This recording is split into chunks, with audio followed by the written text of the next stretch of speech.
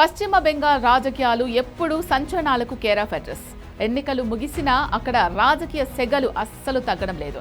తాజాగా బెంగాల్ అధికార party Trinamool Congress number 2 leader CM Mamata Banerjee మేనల్లుడు అభిషేక్ బెనర్జీ చుట్టూ ఉచ్చు బిగుస్తోంది. కేంద్ర హోంమంత్రి అమిత్ షాను టార్గెట్ చేస్తూ చేసిన ఎన్నికల వివాదాస్పద వ్యాఖ్యలు, ఎన్నికల ప్రచారంలో ఇచ్చిన ఉద్దేశపూర్వక ప్రసంగాల నేపథ్యంలో అభిషేక్ బెనర్జీపై పోలీసులు అధికారికంగా ఎఫ్ఐఆర్ నమోదు చేశారు. ఈ పరిణామం ఇప్పుడు బెంగాల్తో పాటు దేశ రాజకీయంలో తీవ్ర ప్రకంపనలు సృష్టిస్తోంది. అసలు అభిషేక్ బెనర్జీ అమిత్ షాపై చేసిన కామెంట్స్ ఏంటి? సైబర్ క్రైమ్ పోలీసులు ఏ సెక్షన్ల కింద కేసు పెట్టారు? దీని వెనుక బీజేపీ ప్రతీకార రాజకీయం ఉందా? ఈ వీడియోలో చూద్దాం.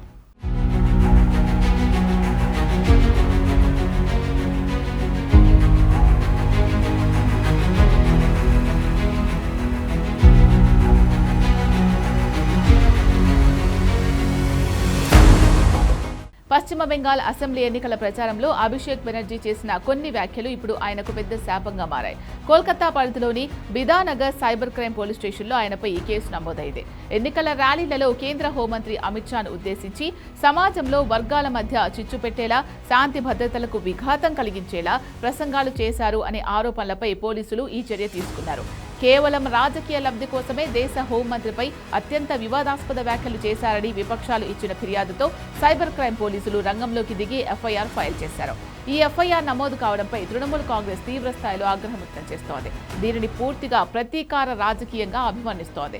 బెంగాల్లో టీఎంసీ గ్రాఫ్ను తట్టుకోలేక, రాజకీయంగా ఎదుర్కోలేకే కేంద్రంలోని బీజేపీ ప్రభుత్వం తమ దర్యాప్తు సంస్థలను, పోలీసులను ఉపయోగించి కక్ష సాధింపు చర్యలకు పాల్పడుతోందని సీఎం మమతా బెనర్జీ వర్గం ఆరోపిస్తోంది. అయితే దీనిపై బీజేపీ నేతలు గట్టిగానే కౌంటర్ ఇస్తున్నారు. రాజ్యాంగబద్ధమైన పదవిలో ఉన్న దేశ హోంమంత్రిపై ఇష్టం వచ్చినట్లు అబద్ధాలు ప్రచారం చేస్తే చట్టం చూస్తూ ఊరుకోదని, ఇది కేవలం చట్టపరమైన చర్య మాత్రమే అని స్పష్టం చేస్తున్నారు. అసలు ఎన్నికల ప్రచారంలో అభిషేక్ బెనర్జీ అంతలా ఏం మాట్లాడారు? బెంగాల్ ఎన్నికల సమయంలో అభిషేక్ బెనర్జీ ప్రచార బాధ్యతలను భుజాన వేసుకుని రాష్ట్ర వ్యాప్తంగా డజన్ల కొద్దీ ర్యాలీలు నిర్వహించారు.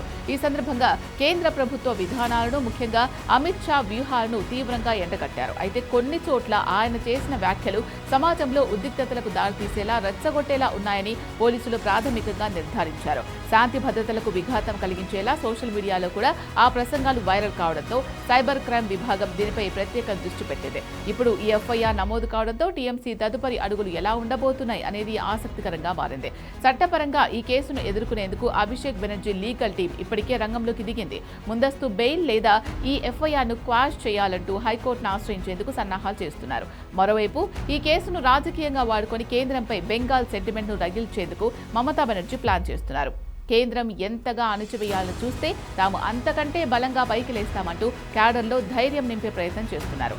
దేశ హోంమంత్రి అమిత్ షాపై వ్యాఖ్యల కేసులో అభిషేక్ బెనర్జీపై నమోదైన ఎఫ్ఐఆర్ బెంగాల్ రాజకీయాలను ఎంతటి మలుపు తిప్పబోతోందో, ఈ కేసు దర్యాప్తులో పోలీసులు ఎలాంటి ఆధారాలు సేకరిస్తారు, అభిషేక్ బెనర్జీని విచారణకు పిలుస్తారా లేదా అనేది రాబోయే రోజుల్లో తేలనుంది. మరి కేంద్రం కావాలనే కక్ష సాధింపు చర్యలకు పాల్పడుతోందా, లేక చట్టం తన పని తాను చేసుకుపోతోందా అనేది చూడాలి.